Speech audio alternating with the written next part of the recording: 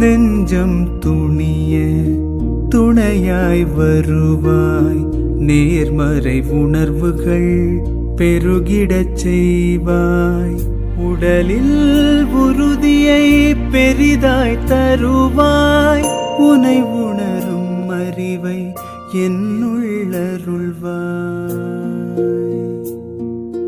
சுற்றமனைத்தும் காப்பவனே, செய்தொழிலில் ஏற்றம் தருபவனே, எடுத்த செயலில் வெற்றி கொடு, என் ஆற்றல் பெருகிட அருளை கொடு.